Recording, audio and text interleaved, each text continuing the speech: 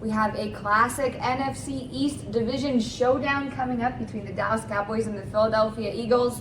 Now, both quarterbacks are coming off huge games, 4 touchdowns for each, Dak Prescott and Jalen Hurts. What do you see being the key to victory for the Cowboys here? There's another factor with Jalen Hurts, and if you're an Eagle fan, you're aware of this and you're a little uncomfortable with it. People criticize Dak Prescott wrongly for saying that turnovers are in his DNA. It's so stupid. He did have 15 interceptions last year as part of the Cowboys offense. I didn't know that that could actually be in your DNA. I'm going to have to check on with the scientists on that. My medical degree says that that's not how it works. But in fact, of course, Dak Prescott over the course of his career, 15 is an aberration. And he averages right around, before the 15, he averaged 8 a year. After the 15, averaged 9 a year. There's nothing wrong with that. Right. But it's Jalen Hurts and the Eagles offense, as great as the Eagles offense have been in so many ways, they're the ones that are having turnover problems. And it's funny, nobody's saying that turnovers are in Jalen Hurts' DNA. So from an Although Micah Parsons is saying, make sure you bring that same energy to the Eagles that you talk about. And by the way, while Micah he's wrong to make a fuss of it, because the old saying was that the newspaper guy, that he makes his argument with barrels of ink. Okay. And of course, I don't think ink even exists anymore. We use some pens every once in a while. Yeah. But the point is that the guy in the news can't talk enough to talk over a newspaper, because a newspaper has endless paper and endless ink. So while Micah's point is right, he's wrong to bother making it. Dak Prescott's the one who gets it right by saying, I'm going to say a semi-swear word here. He says, no matter how much we bitch, it's never going to change. The America's team, Dallas Cowboys thing is never going to change. What can change in terms of Eagles versus Cowboys is who wins the turnover battle, and I think that'll be a huge determinant here. The Cowboys have a history under Dak Prescott of winning against Philadelphia. Dak's record is 8-3. Yeah. The Eagles now have a more recent history of being able to just flip a switch and win. They've done it all year long at 7-1. The Cowboys, most wins in the league right now. Yeah, and in part because of the collapse of the 49ers with their 3 straight 17-point, 17-point, and 17-point losses, which is weird. Yeah. Never seen that before. That is weird. Yeah, the Eagles absolutely get to lay claim to being the best team in football. They're at home here. They're favored by 3.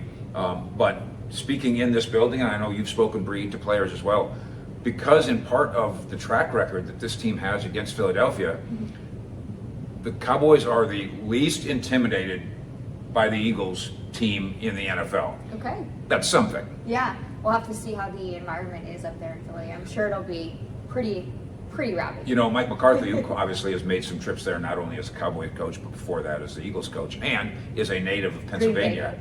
Green Bay Green Bay. Yeah. Native of that state as well, says, it's great. Philadelphia's great.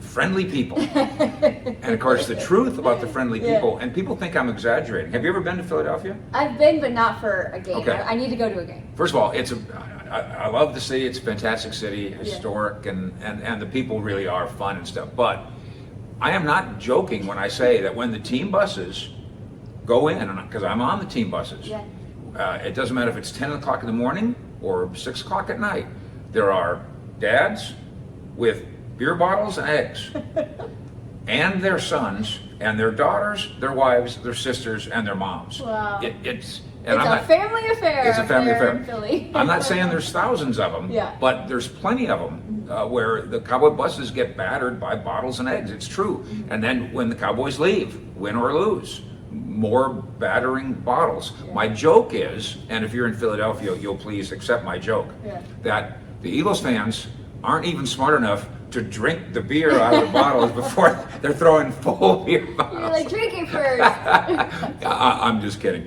But by and large, the atmosphere is rowdy and a little bit on the verge of dangerous, frankly. That's the truth. Maybe the most hostile in the entire league. I don't think there's any question. The Raiders have this reputation for that. And maybe, when they were really good and in Oakland, that was a lot of cities ago.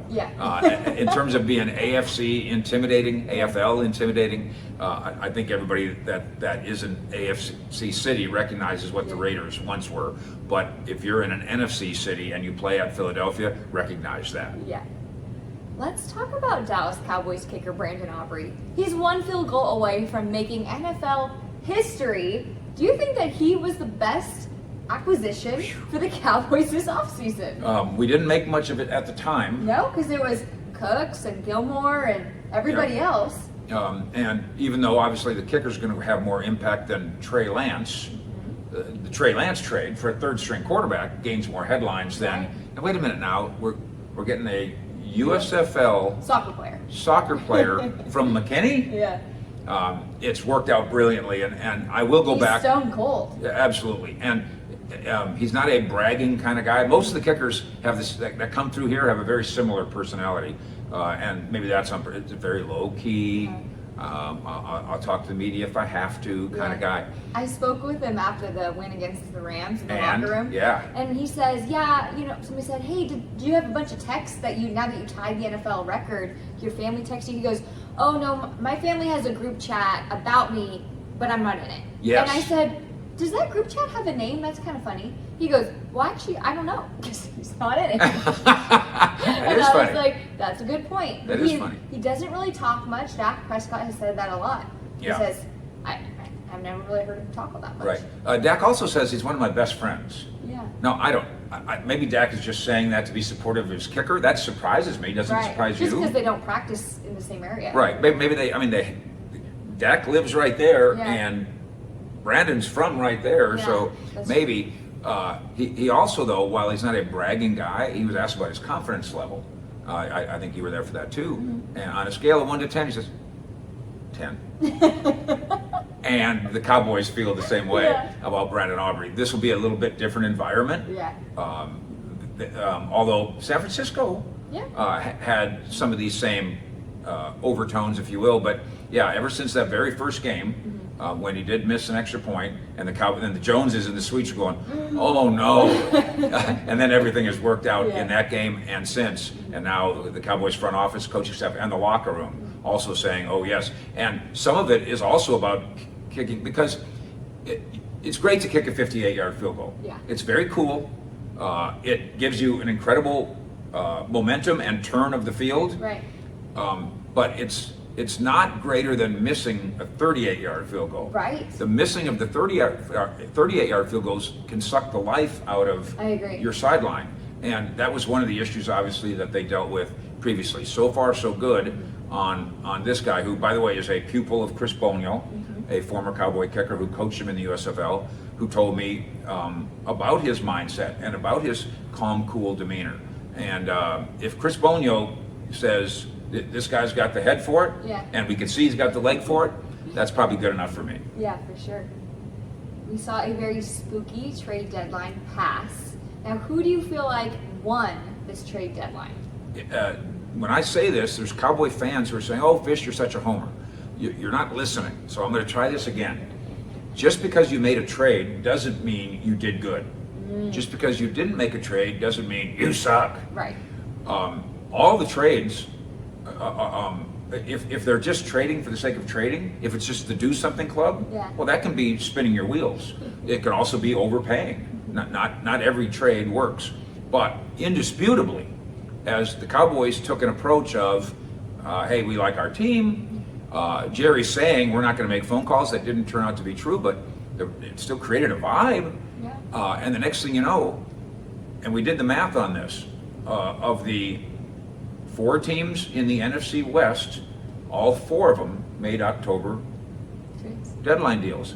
Of the 4 teams in the NFC North, all 4 teams made October deadline deals. Interesting. And 3 of the 4 teams in the NFC East, Philadelphia, Giants, Commanders, all made October deadline deals.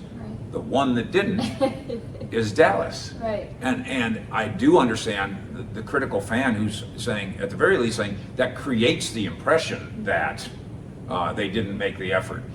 My criticism of what is partly about what Stephen Jones said going in, the Cowboys COO, he just talked about how hard it was to make a trade. And I don't blame a Cowboy fan for going, doesn't look that hard for the other 15 teams. Doesn't look, 11 other teams made trades in the NFC. It didn't look that hard for them.